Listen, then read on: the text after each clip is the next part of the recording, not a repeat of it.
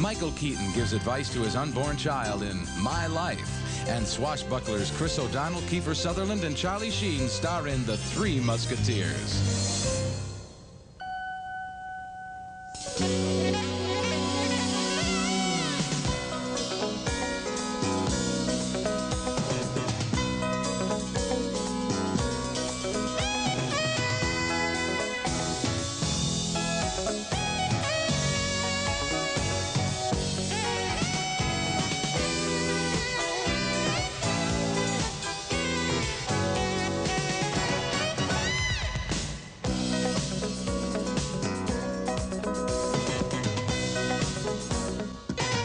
Gotta do this, just this one thing, and then I'm out. I owe Dave. You don't know him!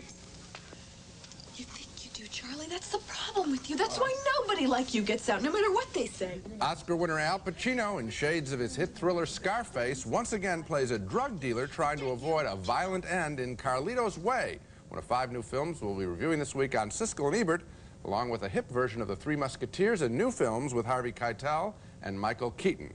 I'm Gene Siskel of the Chicago Tribune. And I'm Roger Ebert of the Chicago Sun-Times. Our first movie is Carlito's Way, and this is another hard-boiled, colorful look at the criminal way of life by director Brian De Palma and actor Al Pacino, who collaborated on the unforgettable Scarface 10 years ago.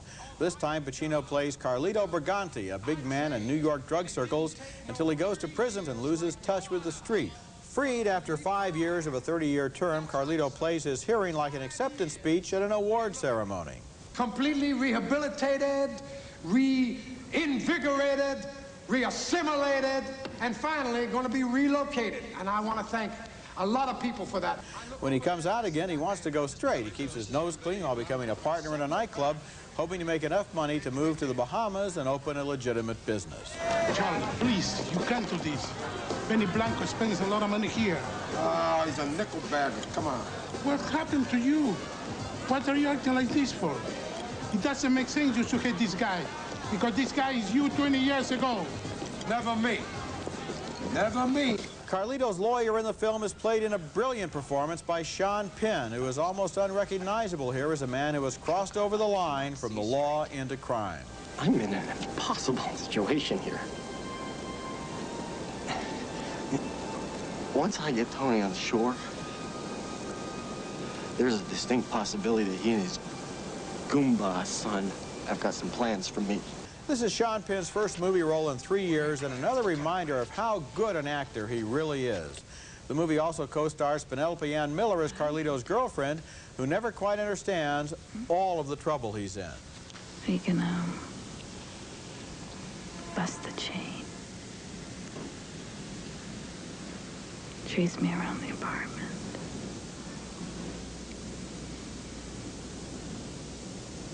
Get me naked. In his movie The Untouchables, De Palma staged a shootout in Chicago's Union Station. This time it's the turn of New York's Grand Central Station as mobsters chase Carlito looking for revenge.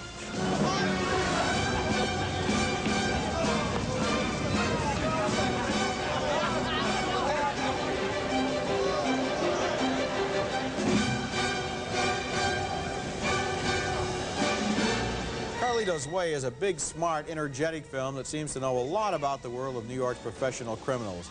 The film is narrated by Pacino as Carlito, and he tells us what he's thinking as he negotiates his way through the minefields of enemies and former friends. His attempt to go straight has a counterpoint in Sean Penn's lawyer, who gets mired in cocaine and double-crosses himself into a lot of trouble. Pacino gives an interesting performance, aggressive but also thoughtful and a little sad. Now, there are times when his accent owes more to his character in Sin of a Woman than to a Puerto Rican gangster, but, you know, that didn't bother me, and I really got absorbed in this movie. I only got absorbed at the end in the chase in Grand Central Station, which is very well done, and it's something that Brian De Palma knows how to do very, very well. But before that, I must say I had the same kind of objections I had to Scarface, which was that it was about a character that I really wasn't interested in because of the movie makes his behavior heroic in a way that I didn't think it deserved. It wasn't heroic, Gene. He's just a guy who used to be a criminal and now he doesn't want to be a criminal anymore, and it shows how difficult that is for him because all of his connections are with the wrong people. I'm talking about the look and style of the film. Terrific look, great style. I'm talking about the way that it tends to romance the scuzzy behavior in the beginning, in the courtroom scene at the beginning, in early violent action in the bar. I have another problem, that the relationship with the girlfriend, a real hackneyed character of the woman who wants to be a dancer on Broadway but has to work in a strip Now, what club. about Sean Penn? Well, I will tell you this. What? His performance is good because I did not recognize him. No? I didn't recognize him at all. And he's very convincing. But the character, again, I thought was way over the top. The character was right on the mark. Way over the top. Right on the mark. Way over the top. I didn't believe it for a second that the lawyer would be that ridiculous. I don't know what it is laughable. about. There's something combination of De Palma and Pacino that just turns you off. I don't know what it is. Actually, it's more De Palma than it is Pacino when they're working in these two films. I've liked other work by both of them a lot of the times. Okay, our next film is called The Piano, and this is a remarkable film that shared the top prize at this year's Cannes Film Festival. It's from New Zealand, and director Jane Campion, who makes remarkable films about women cut off from mainstream society. In this case, it's a mute woman, played by Holly Hunter, in 19th century New Zealand, brought to a remote coast with her young daughter to marry a settler, played by Sam Neill. But she's more attached to her piano than to him, which might explain why he decides to swap the piano for some of his neighbor's land. And he wants to improve himself. And he'll be able to play it.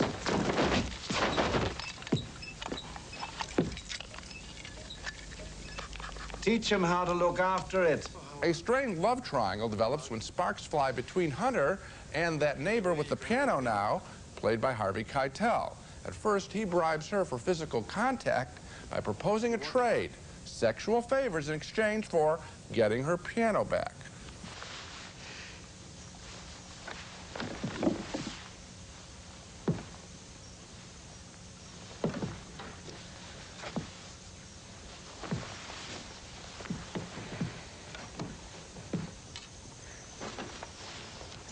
Play.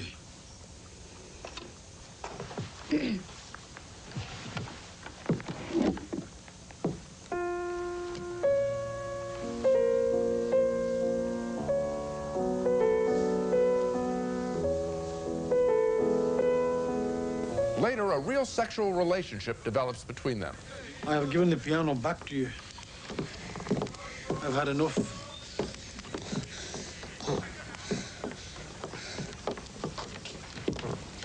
The arrangement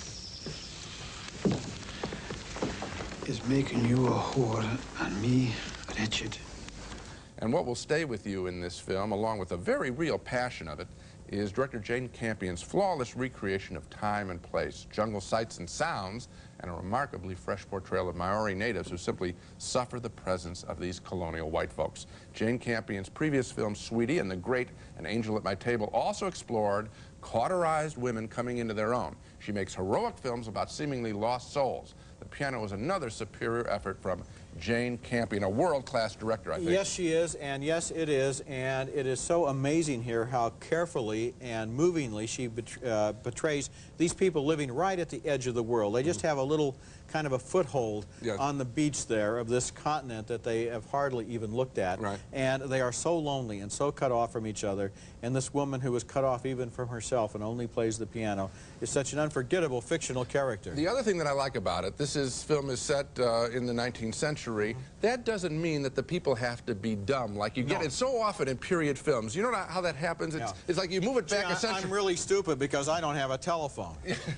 And so what you have is some very smart sort of contemporary thinking and statements by the natives, by her, and their reaction, and that makes the film even more fresh. These performances, Keitel, who I think will get an Academy Award nomination. Well, he takes a lot of risks. Holly Hunter, who manages without speaking. She becomes the center of the film. You're always turning to her. How is she reacting to this? How does she look? How is she taking this? And I love what Jane Campion does as a woman director. Let's face it, her interest is in women who are shut down and open up and flower, and she makes it real dramatic. It's a terrific film. When we come back, Michael Keaton is a man coming to terms with his own death in My Life. We got the lab reports back this morning. There's been no reduction in tumor size or density. In this world, there just isn't. So, I wanted to leave you this videotape, for better or for worse, so that you know something about me. That's Michael Keaton there, speaking into a video recorder, leaving a tape behind for his child, who Keaton doesn't expect ever to see. Keaton plays a man with terminal cancer and only months to live, who tries to come to terms with that fact, to set his life in order, and to leave a lot of advice behind for his unborn child. There are basically two schools of shaving, okay? Down, like that, or up, like that. Never, I repeat, never, sideways, like that. Keaton's wife, played by Nicole Kidman, loves him despite the fact that he's hard to live with, but she feels betrayed when she finds out about his videotape sessions. Why can't you tell me these things? Why is it you can tell all this to a camera? You can open your heart to a machine. I'm flesh and blood. I'm here for you anytime. The movie follows the course of his cancer as he tries all kinds of approaches, from conventional medicine to Chinese medicine to vitamins and secret formulas. God, how can you drink that? Not too bad, really. You know, when you get to that chewy center. My Life is a movie with some very honest and painful moments in it and some good performances, but I never quite felt the reaction that I think I was supposed to have during this film. It wanted me to identify completely with this dying man who has a lot of anger inside and finally is able to make peace with the family that he's ashamed of and the friends that he hardly knows. But the movie wasn't quite tough enough on him, and it kept trying to lighten things up with scenes that belong more in a sitcom, not in a serious drama. And then there was a subplot involving a wise old Chinese doctor that had lots of metaphysics and flashes of psychic light, but it never really paid off. It was like a sideshow. This is 3/4 of a serious movie sabotaged by cheap laughs and soft-hearted compromises. You know, it did have a positive reaction on me, Roger. I thought about all the things that you would want to, they would want to have me think about, which is, you know, would I want to do the similar kind of videotaping for my kids? Would I want to make up with old enemies? I don't think I have that many. But, you know, that kind of thing. So the film got me in that way. You're absolutely right. The Chinese medicine stuff doesn't make any sense. It's sort of beneath the movie, the flashes of light. This is from the same writer as Ghost, so he obviously has a preoccupation with the afterlife, you know, but I did get involved in the film. You know, what I wonder is whether they didn't start out with a really serious and uncompromised film and then try to lighten it up. For example, the montage where he's buying toys for his unborn child, and he's in the toy store, and he pulls out one little beach ball, and of course, millions of beach balls fall all over the floor. That's out of TV commercial land, you know? But Roger, that lasts 10 seconds. The whole montage was unnecessary, and there are some other moments just like that. It's as if they're saying, oh, this is so dark that we have to throw in some dumb stuff here to let the audience off the hook. They may have done exactly what you said, but I don't think it takes away from the fact that you will get emotionally involved. At least I got emotionally involved with Michael Keaton's predicament. Coming up next, a new version of The Three Musketeers updated for the 90s.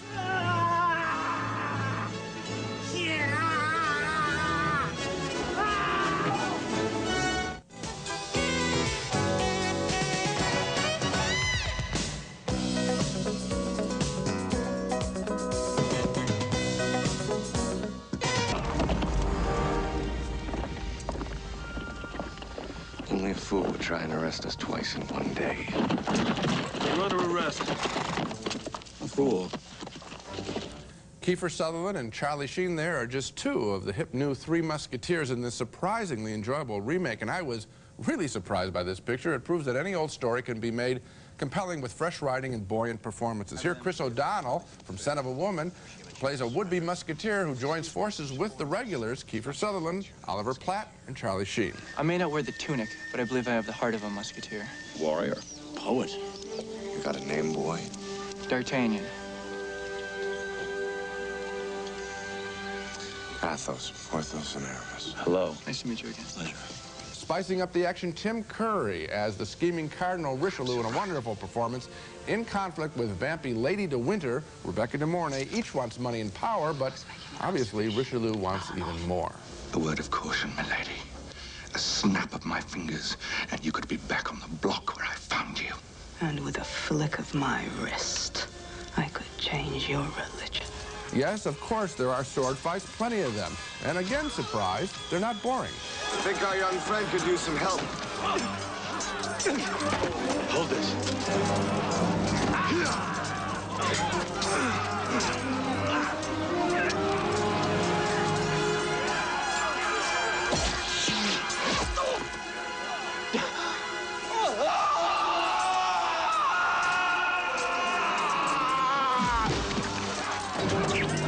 This new version of The Three Musketeers is not a major film, but it's a whole lot more enjoyable than, let's say, that dismal Robin Hood remake, with Kevin Costner that was so popular years ago. Everyone appears to be having a good time in this film without camping up things too much. I paid attention all the way through, and boy, I did not expect to. Well, I knew I disagreed with you when you said you liked this film, but when you said that it was better than Kevin Costner's Robin Hood, I think you have taken leave of your senses, because you didn't like Robin Hood? No comparison between the two films, though, because this movie is just...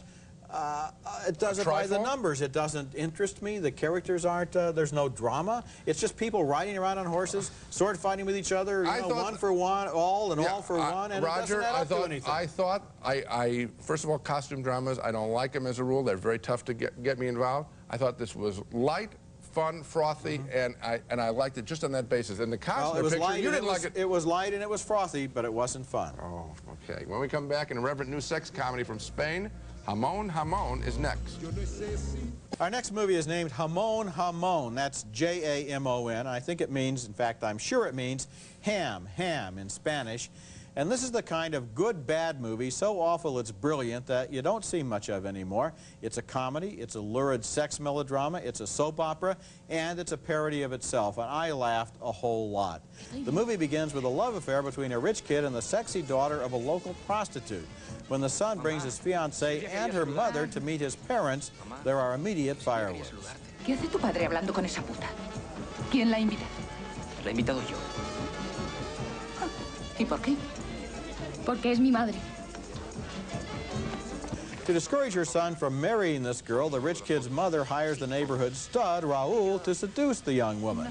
The stud works at a ham factory, and he looks good to the rich woman. Para que te ganes un dinero, naturalmente. Para ti va a ser muy fácil, ya verás.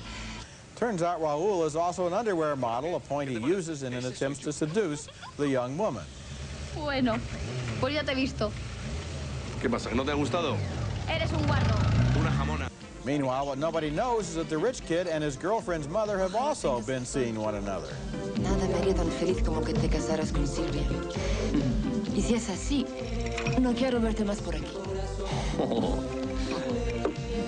Jamón Jamón piles one thing on top of another, a giant ham and sex sandwich. It's like a collision between a Jackie Collins novel and a movie by Pedro Almodovar with a little Russ Meyer thrown in. There is nothing it won't do for a laugh or for sensationalism, satire, or sex.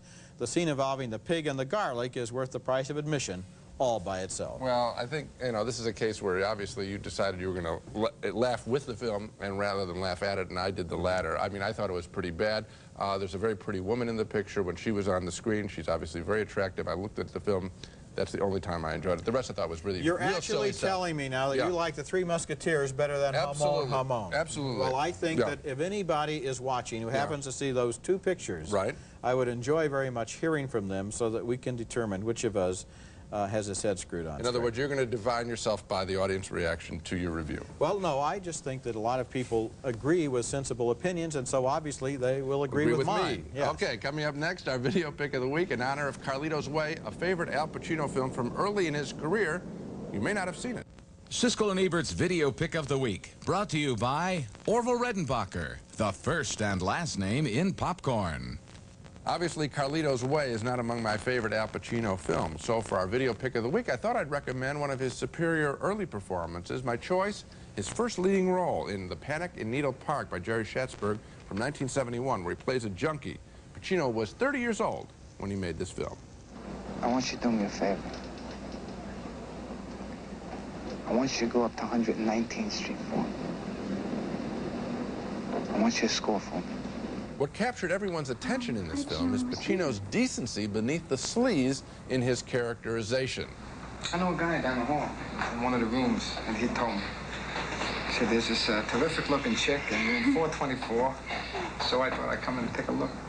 The Panic in Needle Park, a terrific Al Pacino performance from early in his career, our video pick of the week. Now let's recap the movies we reviewed on this show. A split vote on Brian De Palma's Carlito's Way, with Roger enjoying Al Pacino's rehabilitated gangster portrayal. I didn't care about his character and was turned off by many early scenes in the film. 2 thumbs up, however, way up for Jane Campion's The Piano, a most powerful love triangle set in the New Zealand jungle. Holly Hunter, Harvey Keitel, and Sam Neill co-star in one of the year's best films. A split vote on My Life from writer-director Bruce Joel Rubin, with a dying Michael Keaton trying to record his life for his yet-to-be-born son. I found it to be a thoughtful tearjerker. Roger, however, thought it was sabotage by its humorous moments. Another split vote on The Three Musketeers. I was surprised and really enjoyed this remake, certainly a lot more than Roger, enough for me to recommend it. And we split again on Jamón Jamón, the Spanish sex comedy that captured Roger's fancy, but I found it to be just a big tease with one silly scene after another. Boy, we are in disagreement. So, the piano we agree on, yes. And I hope people see Carlito's Way. That's it for this week. Next week we'll be back with reviews of more new movies, including Addams Family Values, starring Angelica Houston, Raul Julia, and Christopher Lloyd, and The Saint of Fort Washington, starring Matt Dillon and Danny Glover, as homeless people who stick together on the streets of New York. That's next week, and until then, the balcony is closed. Easy Spirit looks like a pump, feels like a sneaker. Dress shoes with all the cushioning and support of athletic shoes, now in new colors for fall. The new Remington Triple Foil, the only shaver with 3 narrow micro screens. If you can grow it, we can shave it. Remington Triple Foil. St. Ives Swiss Formula Collagen Elastin Lotion, made to work in the harsh Swiss Alps. St. Ives Swiss Formula relieves dry skin instantly, naturally. Fashion Bug for the latest in junior, Mrs. Plus, even girls and men's fashions. 1,200 stores coast to coast. Fashion Bug fits your life.